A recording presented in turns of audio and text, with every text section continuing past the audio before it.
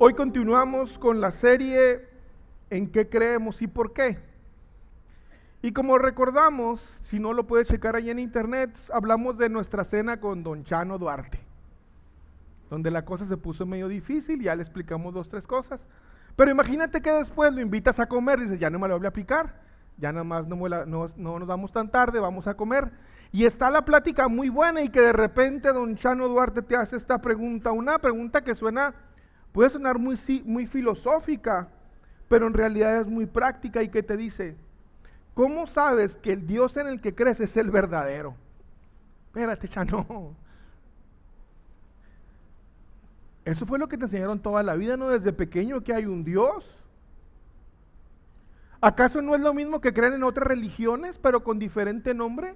A lo mejor es el mismo Dios que los hindús, a lo mejor es el mismo Dios que cualquier otra religión, pero simplemente como tú y yo nacimos en un hogar, en una familia, en un contexto, en un país cristiano, católico, pues le ponemos Jesús y ya, pero es lo mismo, ¿no? ¿Que Dios no es amor? ¿Lo has escuchado? Incluso te la has hecho tú mismo a veces.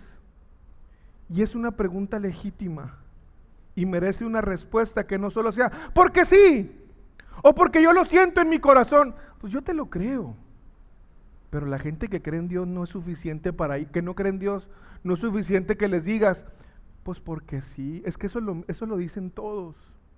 Es que lo siento en mi corazón, es que eso dicen todos. Tú le preguntas a un mormón, a un hindú, y te van a decir que lo sienten en su corazón. Eso, ¿cuál es la diferencia? Hay otro problema también. El problema no es únicamente que el mundo tenga esa pregunta, si realmente nosotros nos estamos inventando un Dios. El problema es que muchos creyentes también tienen una versión de Dios que construyen ellos mismos. Agarramos un poco de lo que me enseñaron y formo mi Dios. Agarro otro poco de lo que a mí me conviene y formo mi Dios. Y agarro otro poco de lo que estoy sintiendo en ese momento y formo mi Dios. E.W. Tozer lo dice de una manera magistral en la siguiente frase. Nuestra religión es pequeña porque nuestro Dios es pequeño. Nuestra religión es débil porque nuestro Dios es débil. Y tiene mucha razón. Tú y yo muchas veces no vemos a Dios como realmente es. Tú y yo tenemos un Dios hecho a la medida. Un Dios que básicamente bendice todo lo que yo ya quería hacer. A veces lo disfrazamos de oración, pero simplemente es, tú tienes que bendecir esto que yo ya tengo en mis planes. Y también tenemos un Dios que curiosamente nunca me incomoda, fíjate, ¿no? Dios siempre me hace sentir bien, nada de lo que me dice Dios me incomoda, ¿no? Siempre me hace sentir bien y lo más importante, siempre está de acuerdo conmigo. ¡Qué curioso! Todo lo que yo quiero, todo lo que yo siento, Dios dice, está bien. Ese es el Dios que a veces nos formamos. Pero la pregunta es, ¿ese es el Dios de la Biblia? Hoy vamos a ver quién es Dios. No tú, no lo que tú piensas, lo que yo pienso, no lo que el mundo piensa. ¿Quién es Dios? Según lo que Dios mismo dice de él. Éxodo 3:13 dice, pero Moisés volvió a preguntar, si voy a los israelitas y les digo, el Dios de tus antepasados me envió a ustedes, ellos me preguntarán, ¿y cuál es el nombre de este Dios? Porque hay muchos, ¿cuál es? Entonces, ¿qué le responderé? Dios le contestó a Moisés, yo soy el que soy. No soy el que a ti te gusta, no soy el que tú te imaginas, no soy el que a ti te acomoda, yo soy el que soy. Dile al pueblo de Israel, yo soy, me he enviado a ustedes.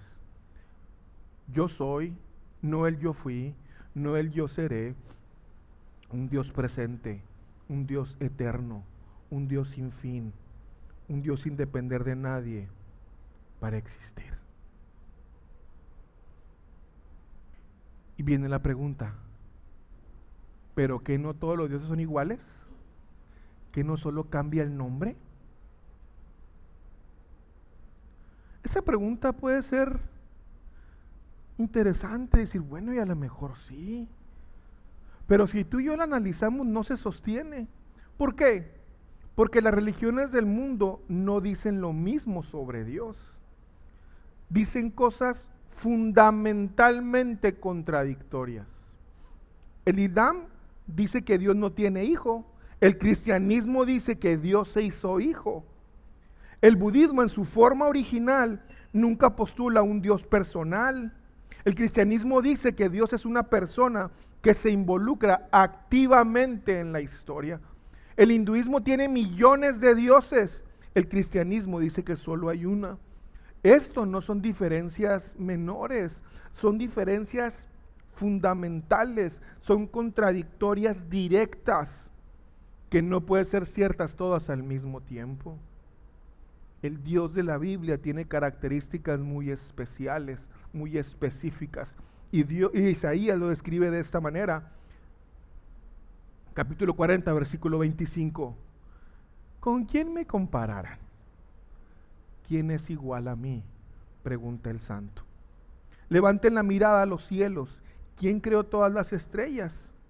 Él las hace salir como un ejército una tras otra y llama a cada una por su nombre. A causa de su gran poder y su incomparable fuerza, no se pierde ni una de ellas. Oh Jacob, ¿cómo puedes decir que el Señor no ve tus dificultades? Oh Israel, ¿cómo puedes decir que Dios no toma en cuenta tus derechos? ¿Acaso nunca han oído? ¿Nunca han entendido? El Señor es el Dios eterno, el creador de toda la tierra. Él nunca se debilita ni se cansa. Nadie puede medir la profundidad de su entendimiento. Cuando tú y yo hablamos de un Dios, de nuestro Dios que es infinito, lo que estamos queriendo expresar es un Dios que no tiene límites, no tiene frontera, no tiene final. Todo lo que Dios es, lo es sin límite. Y esa es una de las principales cosas en donde los humanos nos equivocamos y nos volvemos idólatras. Si Dios no supiera todo, no sería perfecto. Y tú y yo podríamos adorar a algo que no es perfecto. Tú y yo no podemos adorar a alguien o algo que no es perfecto. Cuando tú y yo ponemos todo nuestro ser en una persona, en una relación, en un estatus que no es perfecto, por eso nos quebramos.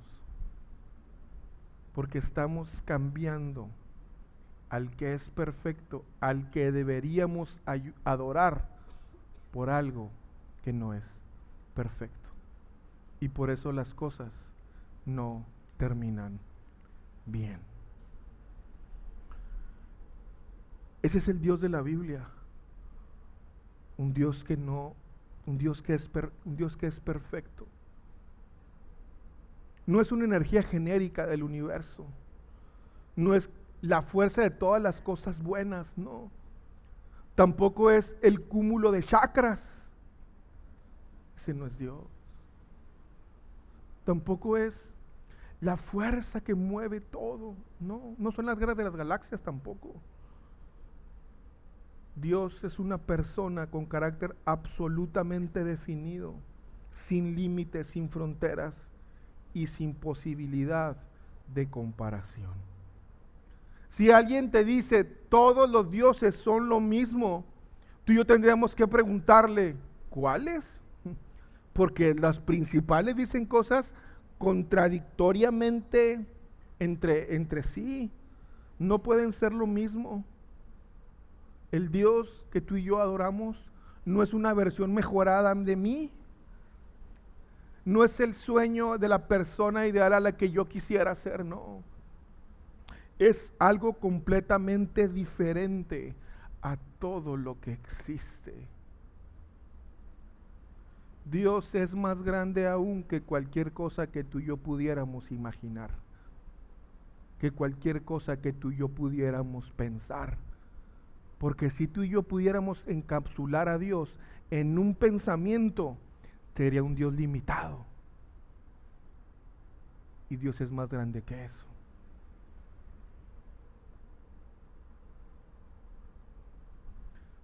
Entonces, si Dios es tan grande, tan perfecto, ¿cómo puede interesarle lo que me pasa a mí? Y esa pregunta es la que más duele cuando viene de un corazón sincero. Sobre todo después de una crisis, ¿no?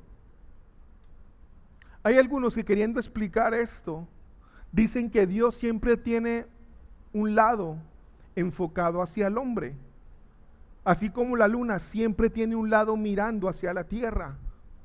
Y ese lado, por así explicarlo, porque Dios no tiene lados tampoco, ese lado que siempre está enfocado al hombre es Jesucristo. Ese Dios infinito, ese Dios sin límites, ese Dios que el espacio no puede contener, siempre tiene un rostro que mira hacia nosotros. Siempre. Para entender cómo eso es posible, cómo es posible que un Dios infinito, que tú y yo no podamos entender, tiene un lado, por así decirlo, al cual tú y yo podemos mirar, al cual tú y yo podemos buscar, tenemos que recurrir a lo que algunos teólogos han llamado los atributos de Dios, que se dividen principalmente en dos: los que hacen a Dios completamente único, es decir, los atributos incomunicables, esos que solamente tiene Dios, que nadie más los tiene. Y uno de ellos es la independencia.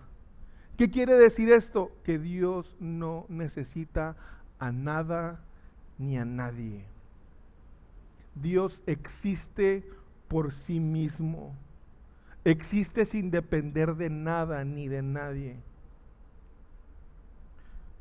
Tú y yo, muchas veces, porque así somos los seres humanos, podemos caer en la tentación de amar, de buscar, frecuentar, cuidar, proteger y todo lo que tú quieras a quien me puede ofrecer algo, ¿verdad? Porque tengo una necesidad válida totalmente. No estamos hablando de eso. Pero podemos ser movidos a eso. Yo como padre tengo la necesidad de que mis hijos estén protegidos. Y me mueve. Dios no tiene necesidades. Dios, cuando dice que nos ama, no lo hace porque Él necesite. No lo hace porque Él diga, híjole, si yo realmente no amo a nadie, a alguien hoy me voy a sentir mal. No. Dios no tiene necesidad. Entonces, cuando Dios te dice a ti y a mí que nos ama, no es que está llenando ningún vacío. Él elige amarnos desde la plenitud, no desde la necesidad. Dios pudiera no amarnos y no cambiaría nada en Él. Tú y yo pudiéramos no existir y Dios sigue siendo Dios. Dios no está obligado a amarnos. Dios no está obligado a tenernos paciencia. No. Pero aún así, desde la plenitud, no desde la necesidad, Él nos ama. Porque Él es independiente. Otro atributo es que Él es inmutable, que quiere decir que Dios no cambia. Lo que es hoy, lo ha sido siempre. Sus promesas no tienen fecha de vencimiento. El carácter de Dios no tiene versiones. No es como yo, que cuando tengo hambre tengo una forma de hablar y cuando no tengo hambre tengo otra. Dios no depende de eso. Tú y yo muchas veces hemos llegado a caer en el error de pensar que nos va mal o nos pasó esto porque Dios está enojado conmigo. Ah, sí, Dios me ama cuando me porto bien, nada más. Pero ahora, seguramente esto que me está pasando es porque Dios ya cambió. Pero Dios no cambia. No sé si Dios me vaya a perdonar este pecado. Sí, porque Dios me ama cuando me porto bien. Pero ahora que he pecado, que he caído, Dios ya no me va a perdonar. No, Dios te sigue amando. Dios no tiene dos versiones de Él. El Dios que le habló a Moisés en el desierto es el mismo que está contigo ahora. ¿Por qué? Porque otro atributo que Él tiene es la eternidad. Dios no está atrapado en el tiempo. De una forma que yo no sé cómo, Él ve toda tu historia. Él ya vio lo que viviste. Él ya vio lo que estás viviendo. Y Él ya sabe todo lo que todavía no te ha pasado. Y Él lo ve con una claridad sorprendente. Él lo ve como si todo fuera presente. Dios no está esperando a ver cómo te portas más adelante. Él ya sabe cómo te vas a portar. Dios no está esperando a ver si más adelante agarras la onda o tomas las decisiones correctas para amarte, no. Él ya sabe cuál va a ser tu decisión y la mía, y aún así sigue amándonos. No es que diga, no, es que yo no esperaba que fueras a hacer esto. Ya lo sabe. ¿Cómo? No sé. Pero ya lo sabe. Dios conoce tus peores pensamientos y los míos, futuros, presentes y pasados. Y desde la plenitud, sin un cambio, sigue amándonos. No te botes el cerebro. A mí sí. Dios es omnipresente. Ah, bueno. Sí me ama, pero me hace la ley del hielo, ¿verdad? O sea, sí te amo, te voy a dar lo que necesites, pero mira, o sea, tú allá y yo acá. Dios está en todas partes al mismo tiempo, completo. No, Dios está en todas partes, pero no todo es Dios.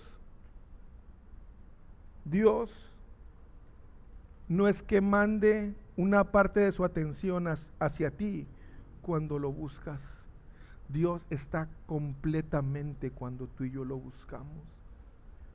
No es que diga, te voy a dejar aquí poquito porque voy a cambiar la estufa, ahí vengo. No. Te voy a dejar aquí poquito y luego vengo. No. Dios está en todas partes, en todo momento.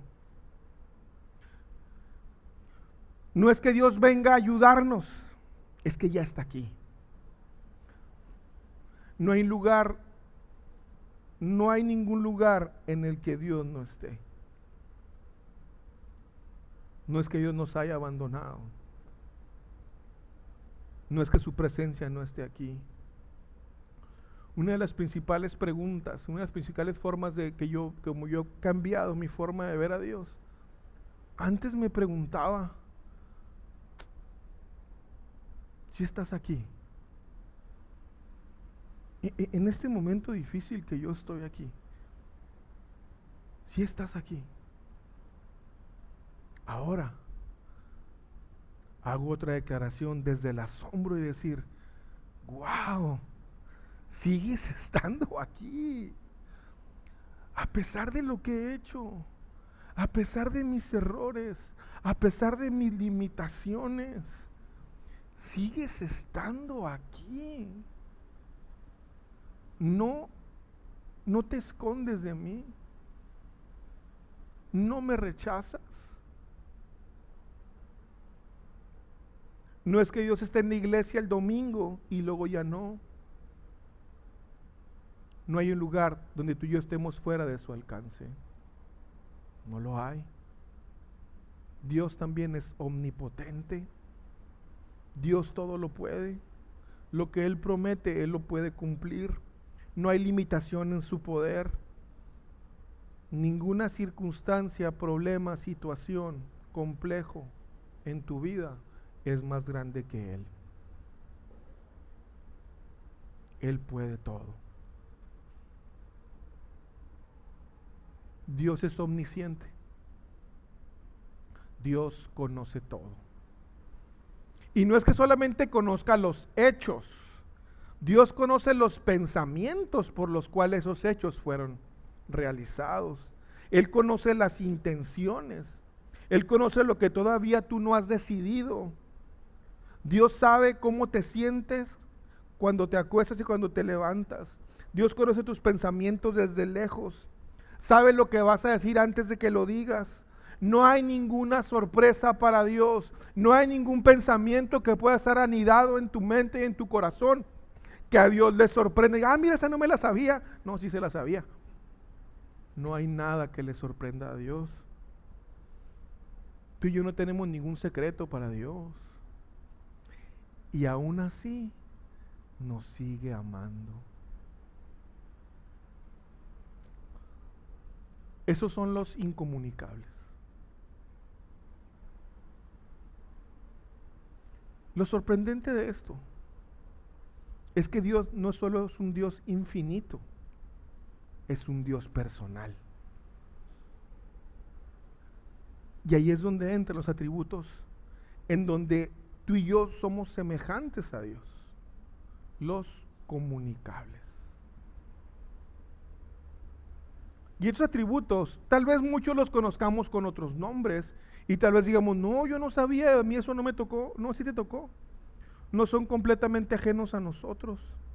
No es que los estemos descubriendo hoy desde cero, no.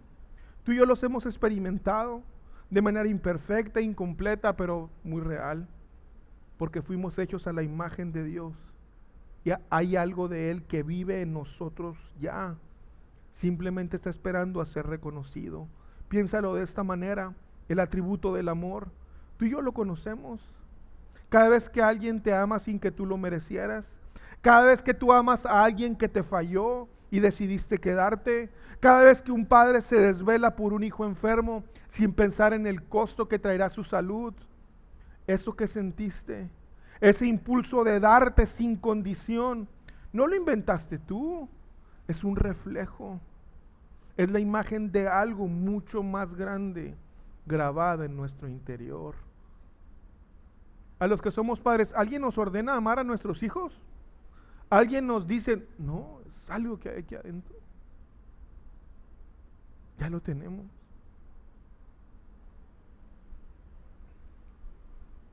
El atributo de la santidad también lo conocemos, aunque quizás no con ese nombre.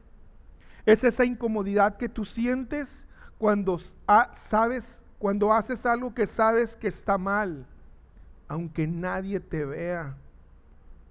Esa voz dentro de ti que te dice, esto no está bien, antes de que alguien más te lo diga. Esa es la razón por la que las traiciones duelen tanto. Porque algo en ti sabe que las cosas no deberían estar así. Y esa conciencia es una conciencia moral. No es una conciencia cultural, no es que lo aprendamos de donde vivimos, no, es algo que ya tenemos dentro de nosotros. Lo llevamos desde que nacemos, porque fuimos diseñados por alguien que es completamente íntegro. El atributo de la justicia es el que tú y yo sentimos cuando nos damos cuenta que un inocente está siendo abusado. Cuando tú ves que un niño es maltratado, algo en ti hierve, ¿verdad? Nadie te tiene que decir, enójate, no, te enojas, algo en ti hay. Cuando escuchas una injusticia y tu primer instinto es que no debería quedarse así. Nadie nos enseñó a indignarnos ante la injusticia, nadie.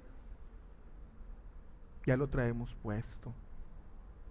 Porque llevamos grabada la imagen de un Dios para quien el mal nunca es algo neutral, nunca.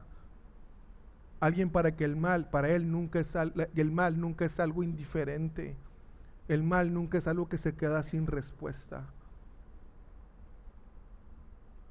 El atributo de la sabiduría, ese es el que tú y yo reconocemos cuando podemos saber que alguien toma decisiones de la manera correcta.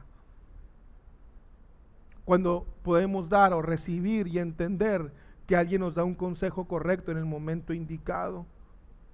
Cuando miramos hacia atrás y podemos darnos cuenta de cómo las cosas tenían que pasar y así fueron o no.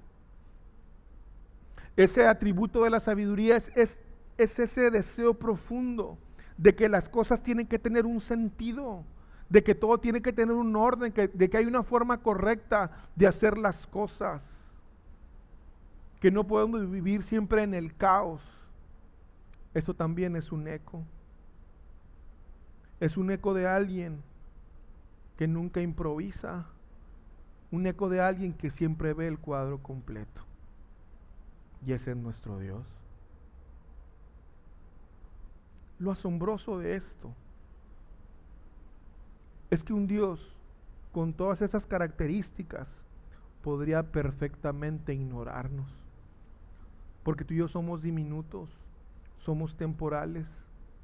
Tú y yo vivimos en un planeta pequeño, en una galaxia entre miles de millones de galaxias, y sin embargo, ese Dios independiente, eterno, omnipresente, omnipotente, que ama sin condición, que es completamente santo, que nunca actúa injustamente, que nunca toma una decisión equivocada, decidió en libertad total, sin que nadie se lo pidiera, amarte. E.W. Tozer dice una declaración que conmovió mi corazón. Él dice: por eso no te desintegras, porque Dios te hizo. Dios te ama y te guarda. Y Dios ama lo que hace. No porque lo merezcamos, sino porque simplemente eso está en la naturaleza de Dios. El Dios que no necesitas impresionar, el Dios con el que no tienes que quedar bien para que te ame más, es el mismo Dios que ya te conoce por tu nombre.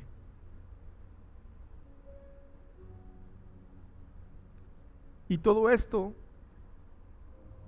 puede llevar a las personas a preguntarse, bueno, si Dios es bueno, ¿por qué permite el mal entonces? Esa es la pregunta más difícil. Y te voy a ser honesto, no hay una respuesta fácil.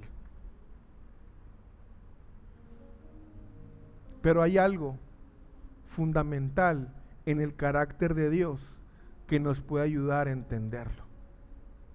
Dios es simultáneamente tres cosas que a la gente ponen tensión. Dios es santo, justo y es amor. Completamente, en el mismo momento. La justicia no es algo que Dios tiene. La justicia es algo que Dios es. Amor no es algo que Dios tiene. Es algo que Dios es. La santidad no es algo que Dios tiene. Es algo que Dios es. No es un accesorio. No es que se lo pueda quitar. Él es. No es que Dios decida ser justo en un momento y en otro no, es modo de voltear para otro lado. No. La justicia de Dios es su esencia, pero también su esencia es el amor, pero también su esencia es la santidad. Los atributos de Dios nunca discrepan unos de otros, no se interponen, no se pelean, no se anulan. Dios es todo y cada uno de sus atributos. No hay un Dios en el Antiguo Testamento que era severo, que era colérico, y un Dios nuevo totalmente, y un Dios nuevo que es tierno en el Nuevo Testamento. Es el mismo Dios. Siempre su justicia y su misericordia, y no están en conflicto, siempre trabajan juntas. Entonces la pregunta es, ¿cómo tú y yo podemos resolver este problema? ¿Cómo podemos entender que Dios es justo, es santo, pero también es amor? ¿Cómo se resuelve esa tensión? en la cruz del Calvario. Primera de Juan 4:8 dice, pero el que no ama no conoce a Dios, porque Dios es amor. Dios mostró cuánto nos ama al enviar a su único Hijo al mundo, para que tengamos vida eterna por medio de Él. En esto consiste el amor verdadero, no en que nosotros hayamos amado a Dios, sino en que Él nos amó a nosotros y envió a su Hijo como sacrificio para quitar nuestros pecados. A.W. Tozer lo explica de la siguiente manera: Jesucristo no murió para cambiar a Dios. Jesucristo murió para cambiar una situación moral que tú y yo teníamos. La cruz no cambió a Dios. La cruz nos permitió a ti y a mí poder ver a Dios de una forma completa. Dios sigue siendo el mismo. Los que ahora tenemos esa capacidad de relacionarnos con Él, somos nosotros. Pero Dios no ha cambiado. Dios no ignora el pecado. Eso habría violado su justicia. Y Dios no nos destruyó porque eso habría negado su amor. En cambio, la justicia cayó sobre Jesús para que su amor pudiera alcanzarnos.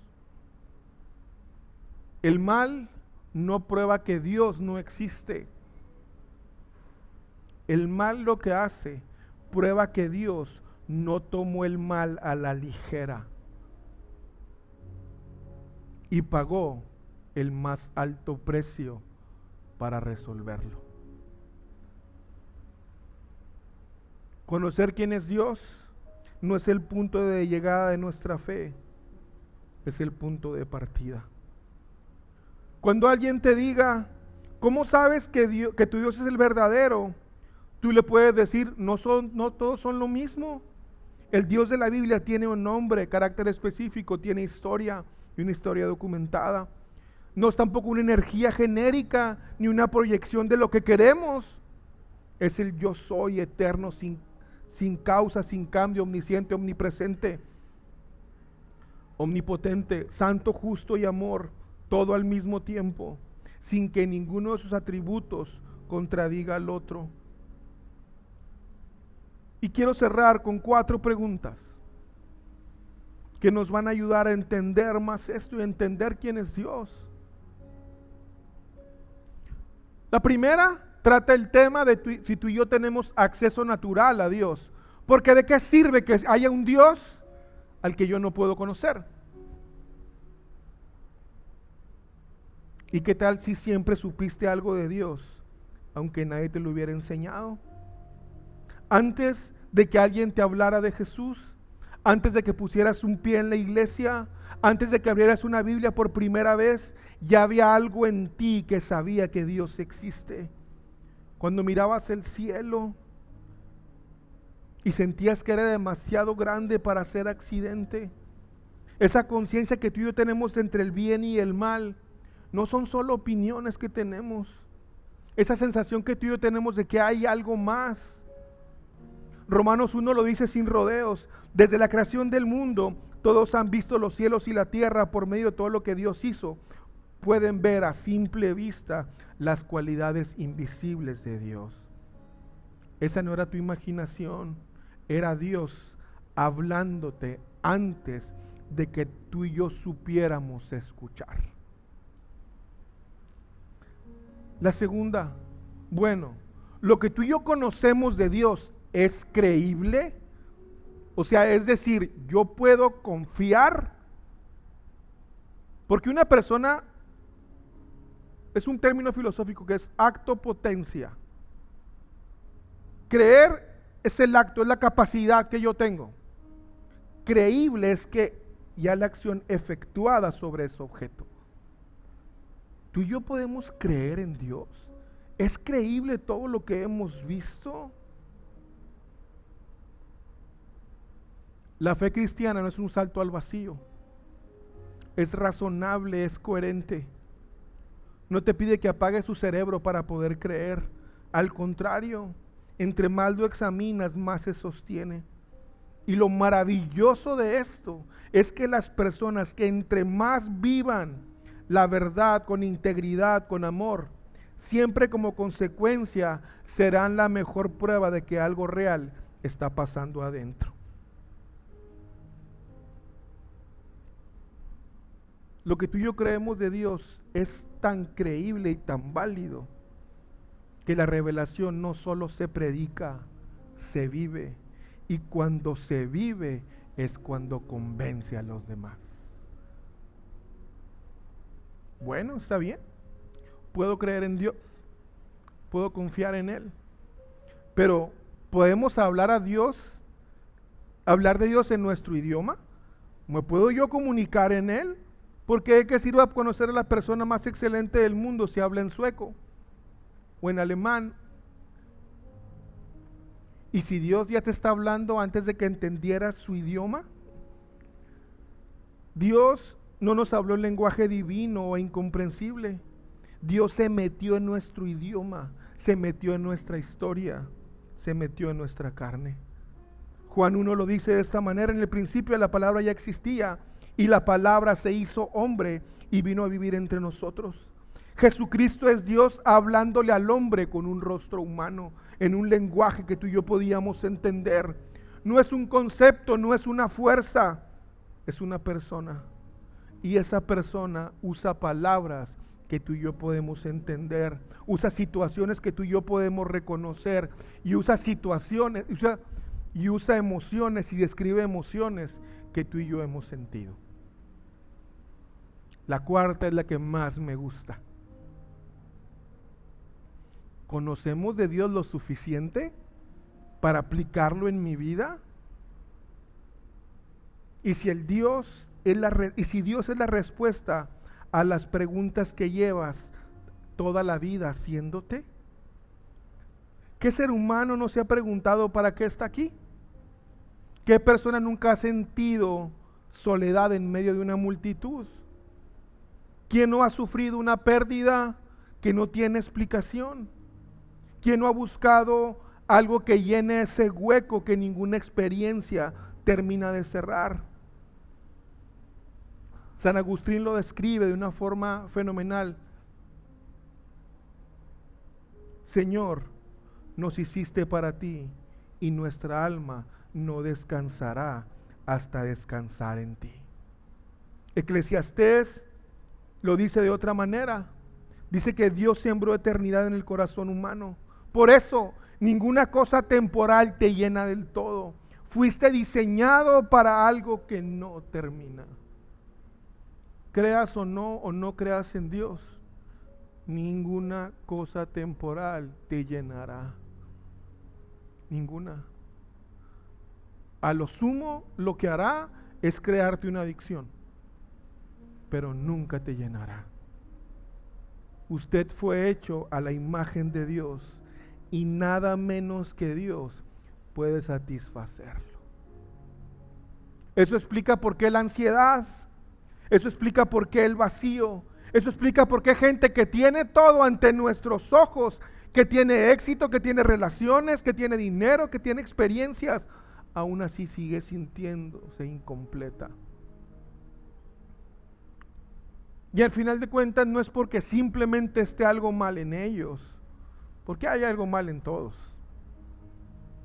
sino porque fueron diseñados para algo que solo Dios puede llenar.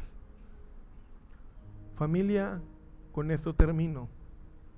El mayor logro de tu vida no es lo que acumulas. El mayor logro de tu vida es conocer a Dios. No solo saber sobre Él, es realmente conocerlo. Tú y yo hoy podemos decir y afirmar categóricamente que no estamos inventando a Dios. No estamos simplemente creyendo en algo que salió de nuestra mente, como muchos dicen, que el ser humano creó a Dios en lugar de que Dios creó al ser humano. No, Dios ya existía antes de que ni siquiera a ti y a mí se nos ocurriera buscarlo. Y lo más sorprendente es que algo dentro de nosotros ya lo sabía. Acompáñame a orar.